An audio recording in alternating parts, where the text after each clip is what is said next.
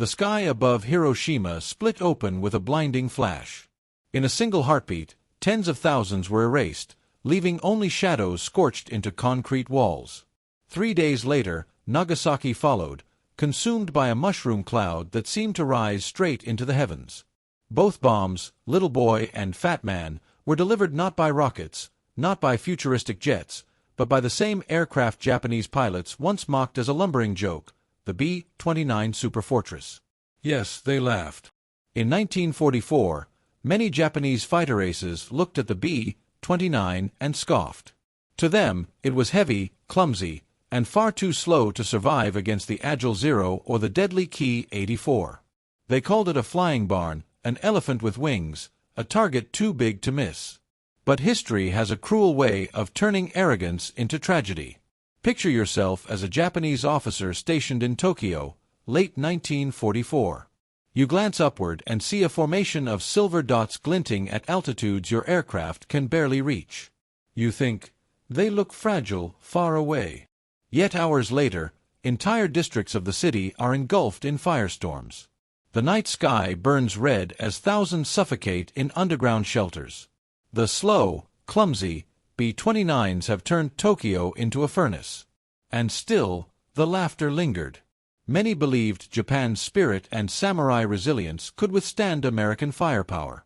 But the B-29 was not just another bomber. It was a fortress in the sky. Pressurized cabins, remote-controlled gun turrets, and the range to strike Japan directly from Pacific Islands. It was the machine that gave America the power to wage war across oceans, something the Japanese never truly believed possible. By August 1945, the laughter had stopped. Hiroshima was gone. Nagasaki was gone. An empire built on pride and conquest lay in ruins, brought down in part because its defenders once dismissed a new weapon as ridiculous. The very plane that was ridiculed for being too slow ended the war faster than anyone could have imagined. This is not just a story about machines of war. It is a story about human arrogance, about the danger of underestimating what seems awkward, and about how quickly ridicule can turn into regret. The Japanese pilots who once mocked the B-29 never imagined it would carry the world's first nuclear weapons. But it did. And the world would never be the same again. In this episode, we will retrace that ironic journey, from laughter in the skies of 1944 to the silence of Hiroshima's ruins in 1945. We'll blend eyewitness accounts, deep technical analysis, and the haunting what-ifs of history. Because sometimes, the difference between victory and annihilation is a single underestimated machine. Stay with us. And if you want to keep exploring the hidden ironies of history and warfare, don't forget to subscribe and turn on notifications. This is the kind of story you won't want to miss. The year was 1944, and the Pacific War was grinding toward its climax. Japan's empire, once stretching across Asia and the Pacific, was shrinking under relentless pressure. Yet in the skies over the home islands, confidence still reigned. Japanese pilots, many of them veterans of Pearl Harbor and Midway, believed their Zero fighters were the kings of aerial combat. They had danced circles around clumsy American aircraft in 1942. Why should 1944 be any different? Then, one day, a new silhouette appeared high above the clouds. It was massive, broader than anything they had seen before.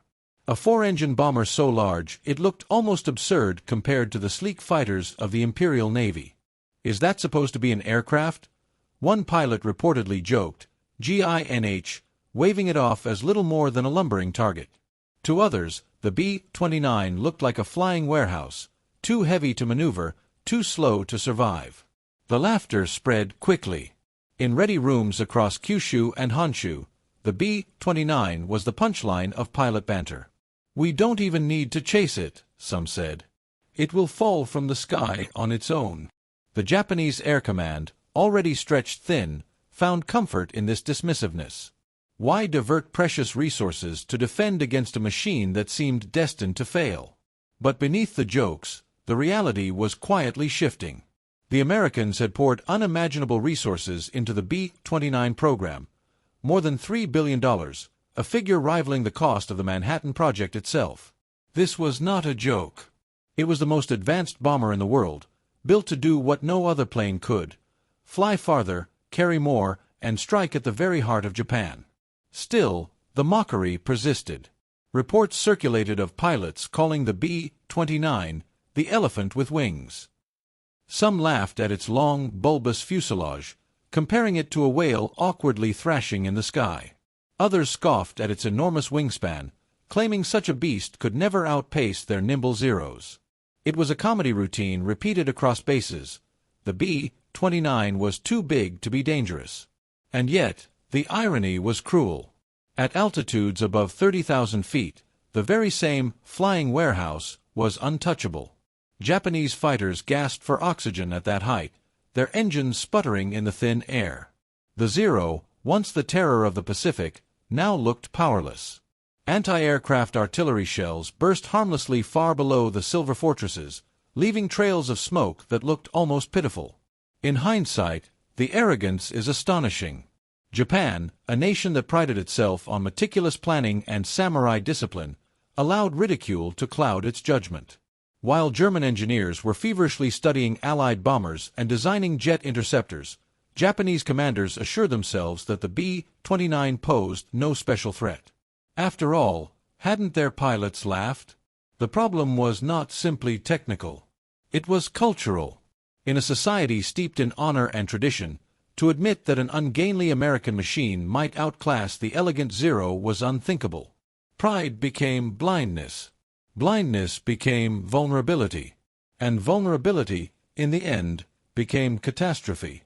Consider the irony. The very features mocked as weaknesses, its bulk, its weight, its sheer size, were exactly what allowed the B-29 to carry unprecedented bomb loads across thousands of miles. What seemed slow and clumsy at first glance was, in reality, the engine of Japan's destruction. By late 1944, reality crashed through the laughter. Cities burned. Industrial districts vanished. The Japanese High Command scrambled to adapt, deploying new interceptors, reorganizing defenses, even training kamikaze pilots in desperate measures. But it was too late. The damage had been done, not just by bombs, but by the months of underestimation that allowed America to seize the initiative. The B-29 was no joke. It was the machine that made Japan's home islands vulnerable for the first time. And it was the machine that would ultimately deliver a weapon no one could laugh at. The critical failure was not just technical but psychological. By dismissing the B-29 as a clumsy giant, Japanese pilots and commanders blinded themselves to its true capabilities. That arrogance delayed serious defensive measures, allowing the Americans to unleash unprecedented bombing campaigns. The mockery of 1944 turned into the devastation of 1945. Underestimation became the silent accomplice of the mushroom cloud.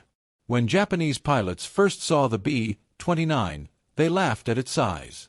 And yes, it was enormous. Over 99 feet long, with a wingspan stretching 141 feet, wider than a city street. On the ground, it looked more like a hangar with wheels than an aircraft. But what seemed ridiculous to the eye was actually the heart of its power. That massive frame was not clumsiness. It was capacity. Capacity for 4 Wright R-3350 engines, each delivering over 2,200 horsepower. Capacity for a bomb load of up to 20,000 pounds, 10 times what many Japanese twin-engine bombers could carry. Capacity for fuel tanks so vast that the plane could travel more than 3,200 miles without stopping, placing Tokyo, Osaka, and Nagoya within reach from Pacific Island bases. Now compare this with the proud Japanese Zero. It was elegant, yes, a fighter just 29 feet long, weighing barely 5,000 pounds. The Zero could dance in the sky, turn inside almost any opponent, and had been untouchable in 1941. But beauty hides fragility. With a range of about 1,100 miles and a ceiling under 34,000 feet, the Zero was a knife in a duel, while the B-29 was a sword that could strike from beyond the horizon. Japanese engineers introduced newer fighters, the Ki-84 He-8, for example. It could reach 390 miles per hour and climb higher than the Zero, brushing against 36,000 feet.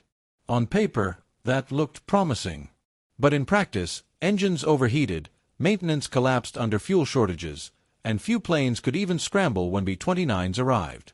It was like arming yourself with spears while your enemies shelled you from battleships offshore. The B-29's most mocked feature was its weight. At nearly 70 tons fully loaded, it seemed destined to wallow in the air. Yet that weight gave it stability. Unlike the fragile Japanese fighters, the B-29 could carry pressurized cabins, an innovation almost unheard of in 1944.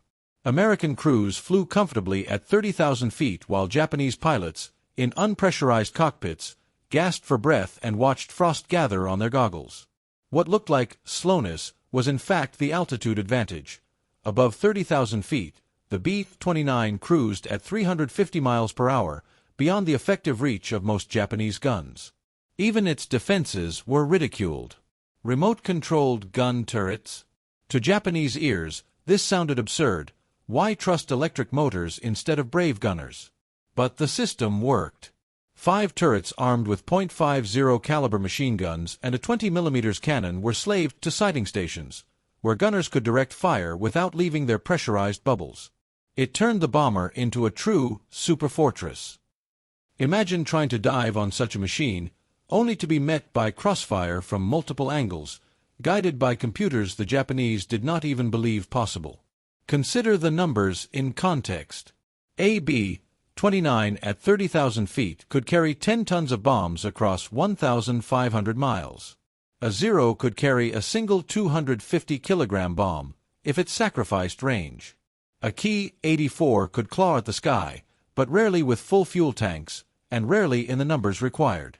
The math was merciless.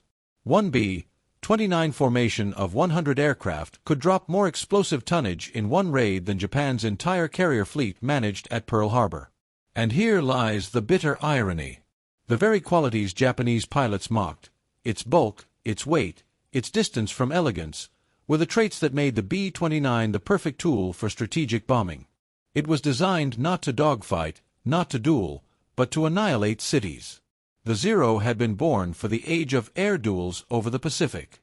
The B-29 was born for total war. Some Japanese officers, to their credit, began to see the truth. Reports from Kyushu bases in mid-1944 warned that the B-29 operates at altitudes difficult for interception. Others admitted that anti-aircraft fire was ineffective.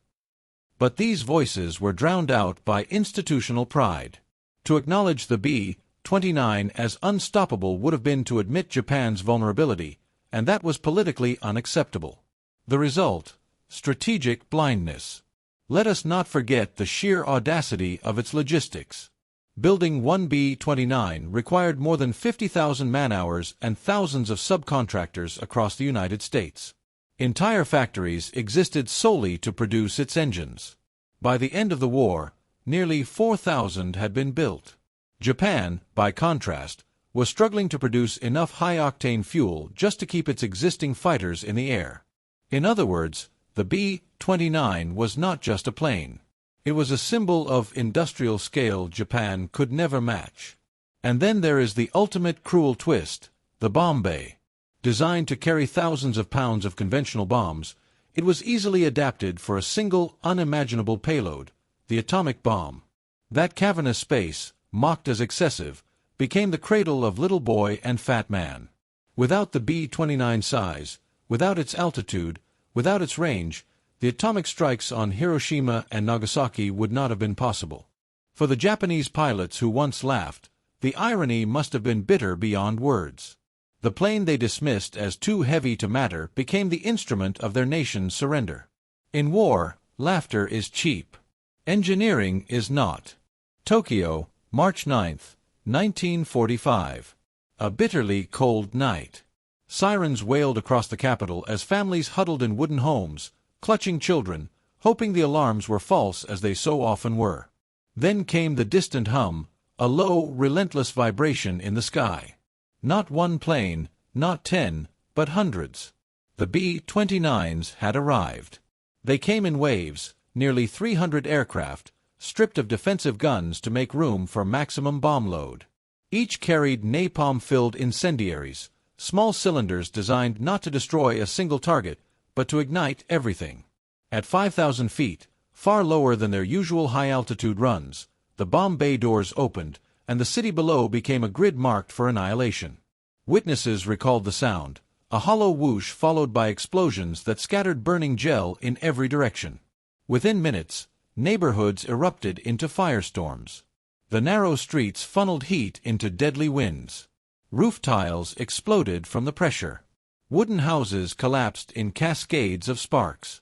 One survivor, GINH, later described it as the sky itself on fire, raining down. From above, the pilots saw an ocean of orange. Tokyo glowed like a furnace visible for 100 miles. Smoke rose in black columns so thick that crews could smell it even inside their pressurized cabins. One navigator wrote in his logbook, "We could see the city dying, block by block." On the ground, chaos reigned. Civilians tried to flee across bridges only to be trapped by walls of flame.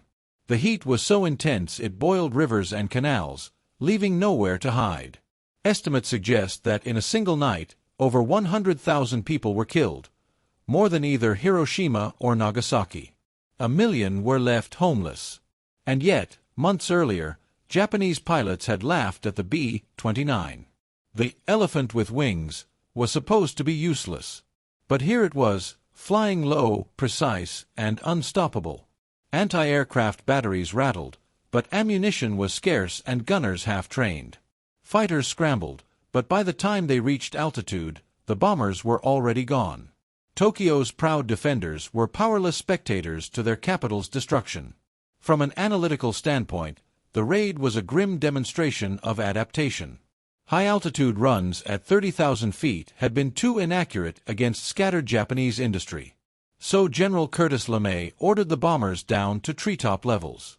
The gamble worked. Japanese defenses, optimized for high-altitude interception, were outmaneuvered. And the B-29, mocked for being too heavy, now carried its full destructive load efficiently, unchallenged. The irony was cruel. What pilots once saw as a barn door in the sky had become the harbinger of firestorms. The size that seemed laughable was precisely what made such mass devastation possible. Enormous bomb bays, massive fuel reserves, and the structural integrity to handle repeated missions. Tokyo burned until dawn. By morning, the city was a blackened shell. The Imperial Command, in disbelief, still clung to the notion that morale could withstand such punishment. But ordinary people knew better. The laughter of 1944 had vanished, replaced by silence, grief, and the acrid smell of ash. For the B-29 crews, there was no laughter either, only the unsettling knowledge that they had unleashed something beyond warfare, a storm of fire against civilians. One pilot later admitted he had to look away from the glow below, telling himself, "It was necessary. It had to be done." The Tokyo firebombing was more than a raid. It was the proof that the B-29 was no joke, no elephant, no lumbering beast. It was the machine that could reduce a capital to embers in one night. And it was only the beginning. If Tokyo was the heart of Japan, Osaka was its lungs. Heavy industry, shipyards, rail hubs, all of it kept the empire breathing. And Nagoya was its hands, producing the Mitsubishi Zero, the fighter that once terrorized the Pacific. After Tokyo burned in March, the Americans turned their eyes south and west. The B-29s would not stop. The first great raid on Osaka came on March 13, 1945, just days after Tokyo's firestorm. More than 300 B-29s crossed the skies in formation, their silver wings glinting in the morning sun. Unlike Tokyo, Osaka's defenders had been warned. Anti-aircraft gunners stood ready. Fighters scrambled early. But the outcome was the same: flames. The bombers unloaded nearly 2,000 tons of incendiaries. Downtown Osaka became a maze of burning districts, where warehouses, rail yards, and homes alike collapsed under the heat. By dawn, 3,000 acres were destroyed. Tens of thousands were dead. Survivors later recalled, GINH, the suffocating roar, as if the sky itself had been filled with furnaces. Still, the disbelief lingered. At Army air bases, Pilots muttered that the B-29 was too slow, too predictable. "We can catch it next time," they said.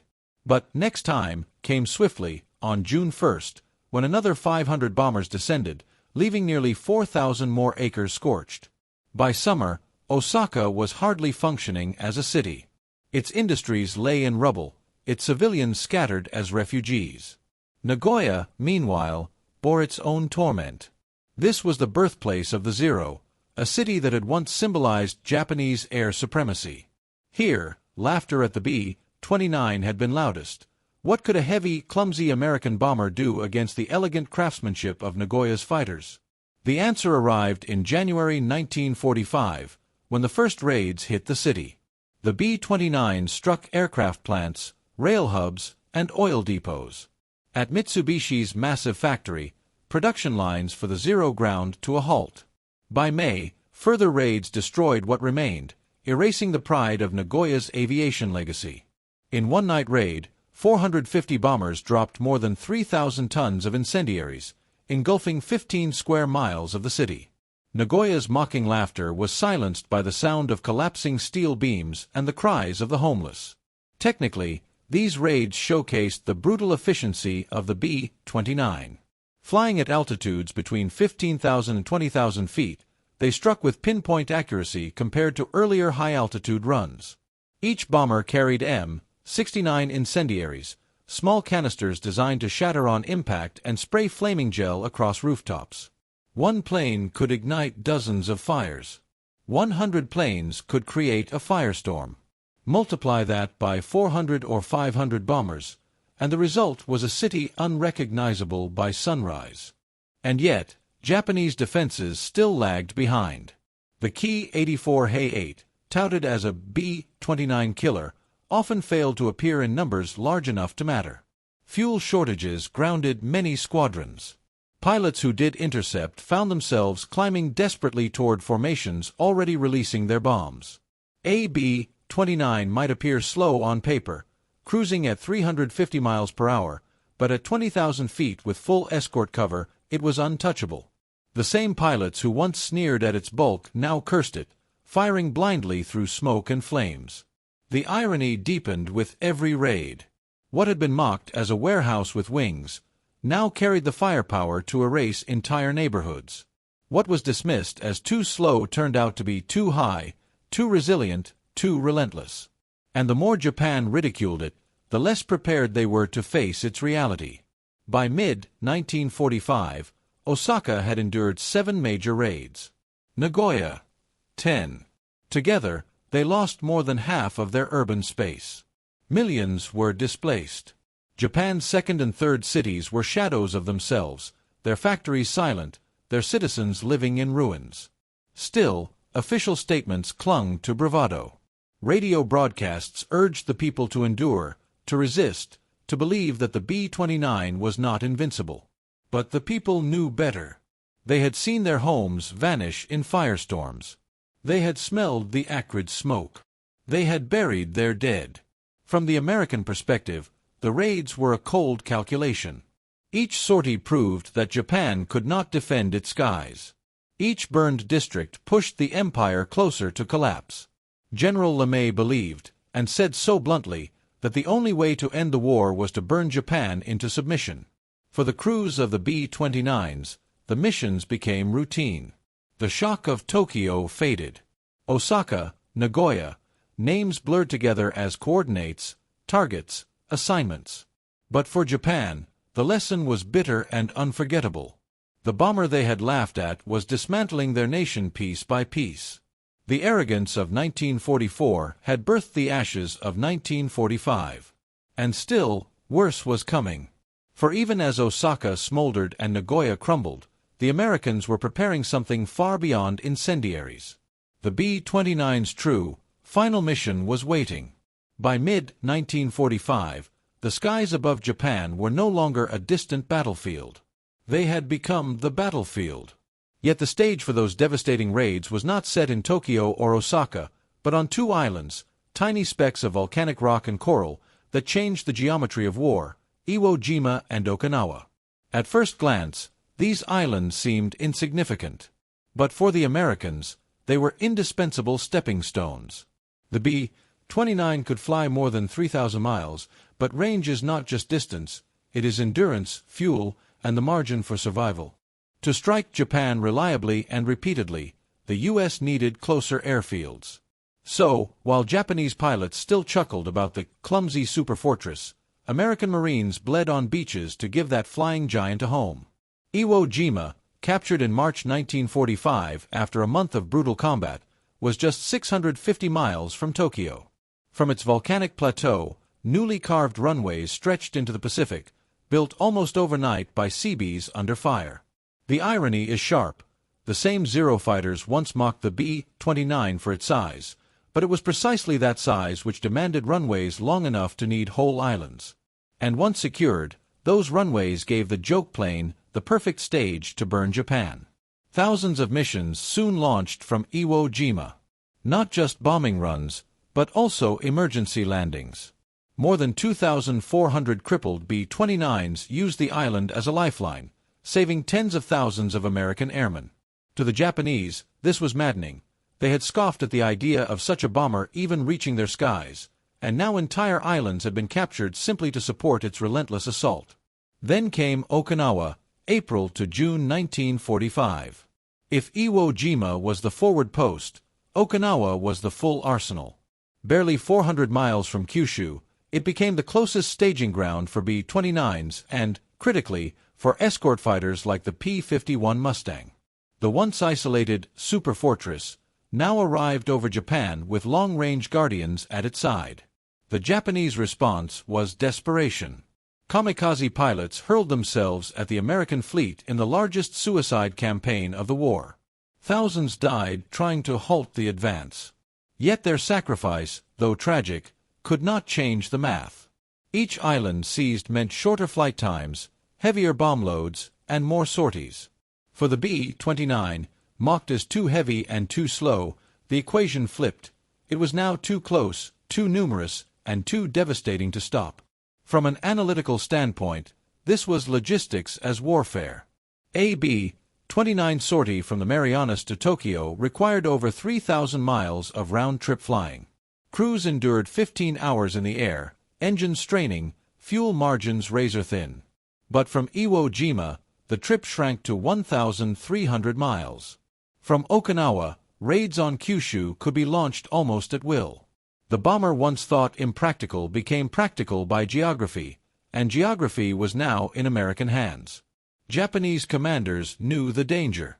Reports from spring 1945 warned that enemy heavy bombers are operating with increasing efficiency. Yet many still clung to bravado. In pilot-ready rooms, the old jokes resurfaced: the B-29 cannot win the war. It is too heavy to matter. But outside those rooms, the evidence was undeniable. Factories lay in ruins. Rail networks collapsed. Cities were ash. The laughter had become hollow, an echo of pride in a war already lost. The irony deepened further at Okinawa. Japanese propaganda called it the typhoon of steel, promising to bleed the Americans white. Instead, the island became a vast American airfield complex, launching daily strikes across southern Japan. It was as if Japan itself had built a springboard for the bomber they once dismissed. Even the kamikazes, symbols of Japan's tragic resolve, revealed the futility of their mockery. For every destroyer sunk at sea, another runway was completed on land. For every pilot who died in fire, another squadron of B-29s took off into the sky. The math, again, was merciless. In hindsight, the capture of Iwo Jima and Okinawa was the quiet death sentence for the empire. These islands ensured that the B-29 was not just a visitor to Japan's skies, it was a permanent resident. What was once laughed at as impossible had become inescapable. By July 1945, the raids grew relentless. Osaka, Nagoya, Kobe, and dozens of other cities lay in ruins. The elephant with wings had trampled Japan's heartland. And still, the Americans were preparing something new. In secret, modifications were made to select B-29s, runways adjusted, bomb bays re-engineered. While Japanese pilots clung to fading bravado, the final mission of the Superfortress was being scripted. A mission so devastating that no one, not even its creators, could laugh. August 6, 1945. Dawn broke over Hiroshima like any other day. Children walked to school, workers bicycled through narrow streets, and women prepared rice in kitchens built of wood and tile. In the sky above, the hum of aircraft was hardly unusual. The city had seen reconnaissance flights before, lone B-29s that dropped nothing. Most people ignored the air raid sirens. Why worry about a single bomber? But this was no ordinary plane. This was the Enola Gay, a specially modified B-29, carrying a weapon unlike anything humanity had ever unleashed. At 8:15 a.m., its bomb bay opened, and Little Boy fell silently toward the city. 43 seconds later, Hiroshima ceased to exist. The explosion was blinding, a white flash hotter than the sun. Buildings vanished in shockwaves that tore through stone and steel as if they were paper. People in the open cast shadows on walls in the instant before they disintegrated. Within seconds, the laughter that once mocked the flying elephant was replaced by screams, and then silence. Hiroshima was flattened, a wasteland of fire, dust, and twisted iron. 70,000 people died instantly. By the year's end, double that number would perish from burns, injuries, and radiation. And yet, even in the aftermath, denial lingered. Military officials in Tokyo argued it was a new type of incendiary. Pilots still muttered bravado. Surely, one bomb could not decide a war. Surely, the B-29 was still just an overgrown, clumsy machine. But the truth was in the mushroom cloud rising 40,000 feet, visible for hundreds of miles. The same bomber once ridiculed as slow and heavy had just carried the end of an era. 3 days later, on August 9th, the lesson came again. This time the target was Nagasaki, a city of shipyards and arms factories. The morning was cloudy. The chosen city, Kokura, was obscured, so the boxcar, another modified B-29, turned south. Nagasaki was not the primary target. It was simply unlucky. At 11:02 a.m., Fat Man fell, a plutonium implosion bomb far more powerful than its predecessor. The explosion obliterated half the city in an instant. Nearly 40,000 died immediately. Another 40,000 followed in the months after. In both missions, the irony was brutal. The bomber laughed at for its size had become the only aircraft capable of carrying these monstrous weapons. No Zero, no Hay-8, no Japanese fighter, no matter how nimble, could have managed the payload, the altitude, or the precision. The very qualities mocked in 1944, its bulk, its complexity, its endurance, were what made it the delivery system of apocalypse in 1945. From an analytical standpoint, the B-29 was indispensable. The atomic bombs weighed nearly 5 tons each, requiring bomb bays re-engineered for clearance, and structural integrity strong enough to withstand the stress. Only the Superfortress had the range to reach Japan, the altitude to avoid interception, and the stability to release such weapons safely. Had Japan's pilots not laughed, had they studied the machine with sober eyes, they might have realized its potential sooner.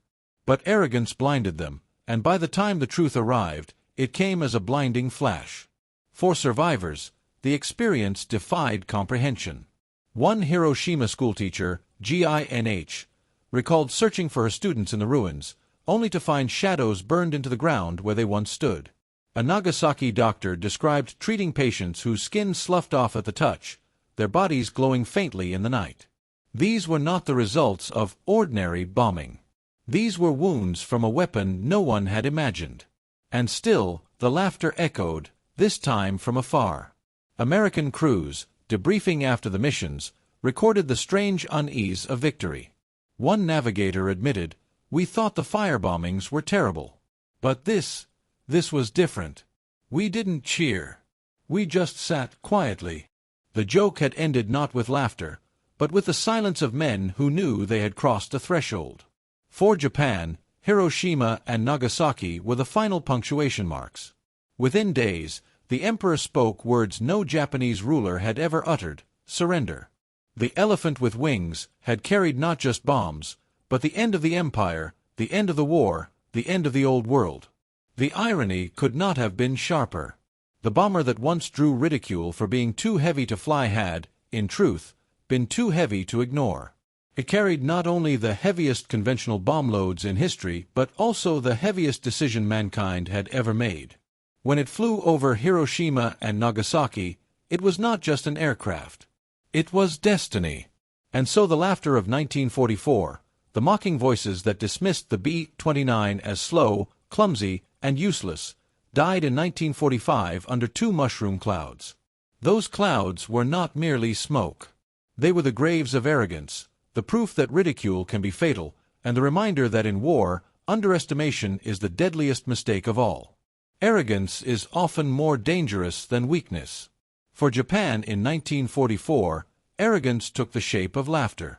Pilots and commanders looked at the B-29 Superfortress and saw only flaws: too large, too heavy, too slow, too complex.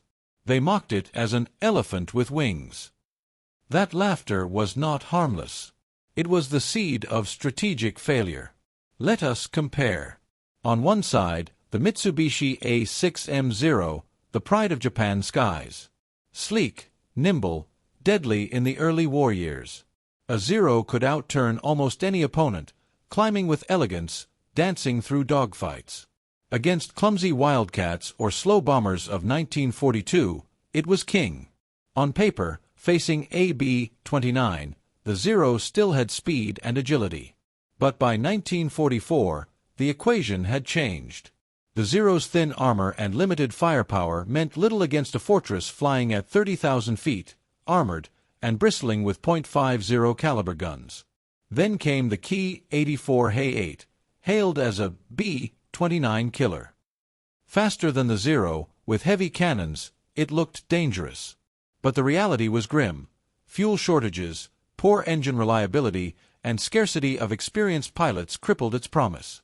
Even when a Hay-8 intercepted a B-29, it had seconds to climb into firing range, unleash a burst, and hope for a lucky strike before overheating or running out of ammunition. Against waves of hundreds of bombers, it was a pinprick against a tidal wave. The Japanese anti-aircraft defenses were equally mismatched. Their heavy guns were designed for altitudes below 20,000 feet. The B-29, cruising above 30,000, was often untouchable. Radar coverage was spotty. Ammunition supplies dwindled. Even when shells reached the bombers, the vast formations dispersed the risk. To bring down one superfortress required thousands of rounds. To stop an entire raid was impossible. This mismatch of capability was not just technological, it was philosophical. Japan's air doctrine focused on the individual pilot as a warrior hero, dueling in the sky like a samurai with wings. America's doctrine focused on mass, logistics, and industry. The B-29 was not built to outturn a Zero. It was built to outlast a nation. Japan laughed because it judged by old standards: speed, agility, daring. America fought by new standards: payload, endurance, coordination. The two worlds collided, and laughter died. Technically, the numbers tell the story. A B-29 could cruise at 350 miles per hour, climb above 30,000 feet, and carry 20,000 pounds of bombs. A Zero, at its best, topped out at 330 miles per hour, with no pressurized cabin and fuel tanks that ignited under a single hit. The Hay-8 was faster, around 390 miles per hour, but rarely available in numbers large enough to matter. And while Japanese fighters carried 2 to 4 cannons, a B-29 bristled with remote-controlled turrets, each with twin .50s, guided by advanced computing gun sights. One bomber could defend itself against multiple attackers. 100 bombers became an iron wall of firepower. The deeper mistake was psychological. Japanese commanders dismissed American ingenuity as clumsy, assuming size meant weakness. They forgot that in war, size can mean endurance, range, and power. They laughed at the complexity of the B-29 systems: pressurized cabins, advanced engines, remote turrets, until those very systems allowed crews to fly farther, higher, and deadlier than anything in the Pacific. Strategically, The failure to respect the B-29 delayed any meaningful countermeasure. Instead of adapting defenses, Japan continued to rely on dwindling numbers of fighters and anti-aircraft guns, hoping courage could bridge the gap. But courage does not stop firebombs. Heroism does not intercept nuclear weapons. By the time Japan realized the scale of the threat, its cities were already ash. There is cruel irony here. The Japanese military loved to boast of Bushido, the way of the warrior, fearless and unyielding. Yet it was not a duel of warriors that decided the war, but the quiet grind of logistics, factories, and machines. The B-29 was not a samurai, it was an iron factory in the sky. Japan's failure was not just military. It was cultural. They clung to a vision of war that no longer existed. If we compare doctrine, the contrast sharpens further. The Japanese saw bombing as a tactical tool, support for armies, strikes against ships. The Americans saw it as strategic annihilation, burning the enemy's ability to fight, not just the enemy's soldiers. The B-29 was the perfect weapon for this philosophy. Japan never adapted. They kept looking for a duel in the clouds, while their cities disappeared in firestorms below. In hindsight, the laughter of 1944 was not just arrogance. It was self-destruction. Every chuckle in a ready room, every joke about the flying elephant, was a missed chance to prepare, to adapt, to recognize the coming storm. By underestimating the B-29, Japan underestimated America's ability to wage total war. And in total war, underestimation is fatal. The lesson is bitter, and it echoes beyond 1945. To laugh at a weapon because it looks clumsy, to dismiss an enemy because they seem inelegant, is to invite disaster. The B-29 was proof that war is not about beauty or elegance. It is about power, endurance, and the ability to strike again and again until the enemy cannot rise. In the end, Japan's greatest mistake was not building weaker planes, not having fewer resources, not even losing pilots. Their greatest mistake was laughter. The sound that once filled their barracks became the silence that filled their cities. The elephant with wings, they mocked, became the beast that trampled their empire into ashes. The war ended in August 1945, but the shadow of the B-29 stretched far beyond Japan's surrender. What began as a machine mocked for its bulk had become a symbol of devastation, victory, and the dawn of a new world order. To understand its true impact, we must look not just at burned cities, but at the decades that followed. In Japan, the aftermath was apocalyptic. Cities once bustling with life were reduced to rubble. Tokyo, Osaka, Nagoya, Hiroshima, Nagasaki, names that once stood for industry, culture, and pride, had become symbols of ruin. Reporters who entered Japan after the surrender described landscapes that looked less like Earth and more like moonscapes, flattened, scorched, silent. The laughter of 1944 had been buried under ash. For survivors, the consequences were lifelong. Thousands bore scars from firebombs, disfigurements that turned them into living reminders of the air raids. Radiation victims from Hiroshima and Nagasaki carried invisible wounds, illnesses that would haunt families for generations.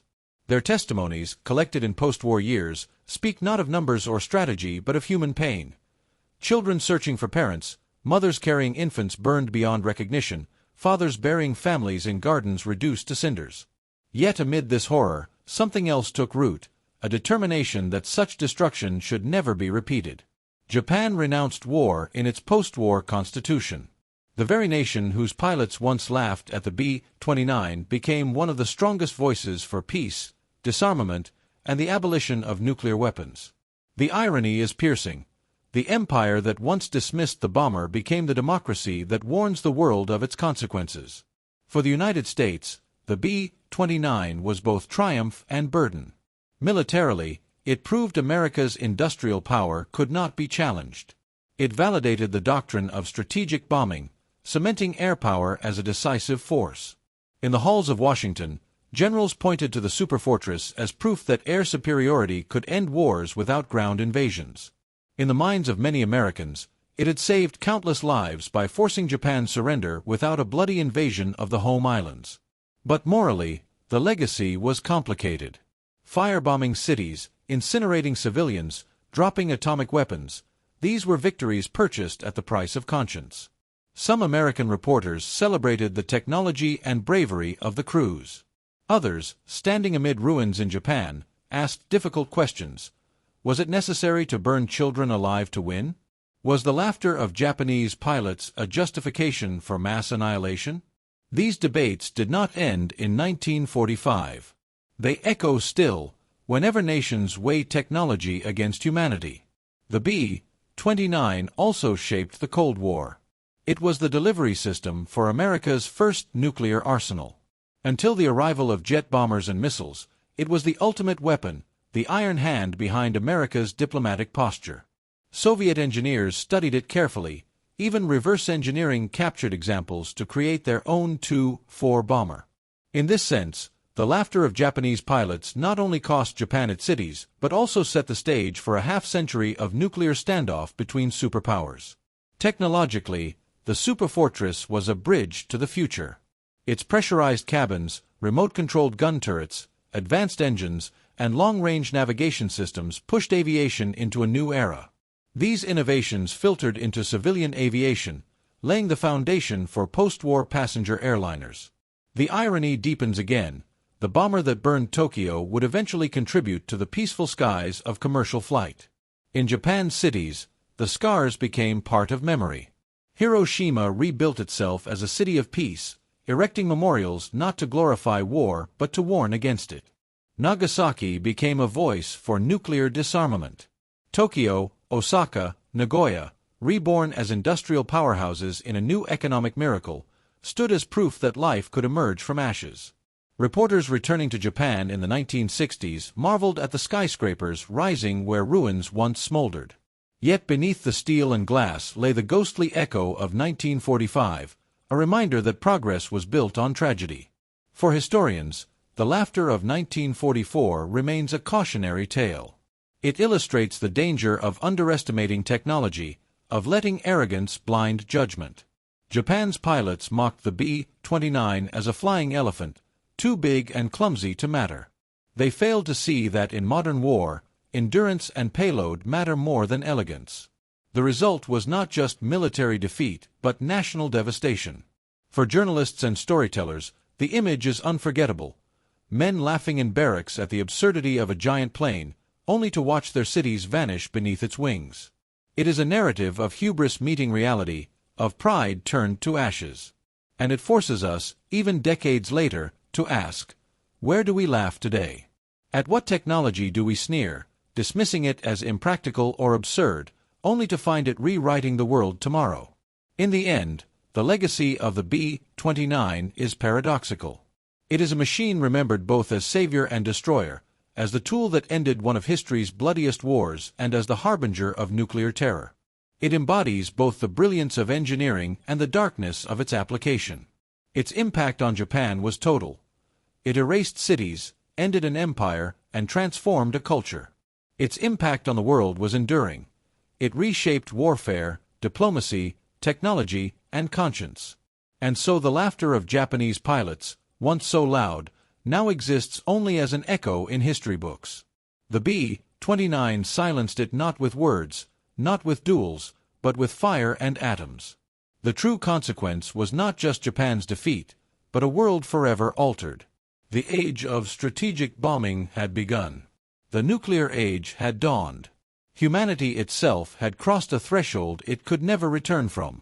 The B-29 Superfortress did more than end a war.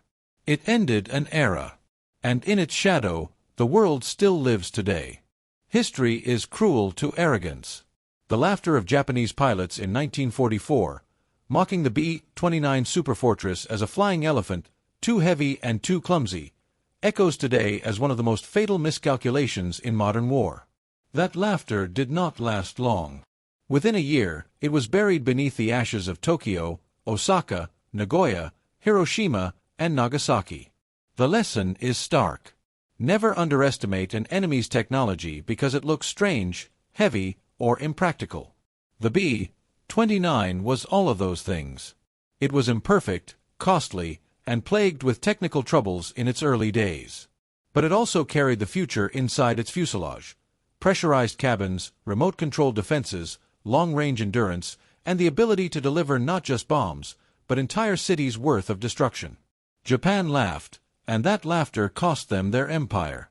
For us, the meaning is broader. Arrogance blinds nations and individuals alike. We are quick to sneer at what we do not understand. But the weapons of tomorrow are often born in ridicule.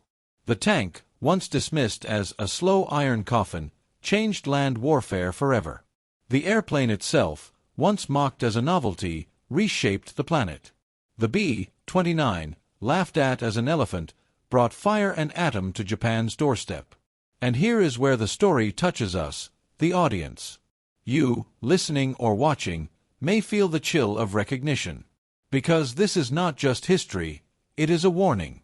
Somewhere in the world today, a new technology is being mocked, dismissed, or laughed at.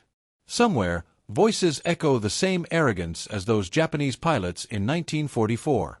And somewhere, the future is waiting to silence that laughter. That is why we tell these stories, not only to remember, but to prepare. If this narrative gripped you, if it made you reflect on how history repeats itself, then I ask you to stay with us.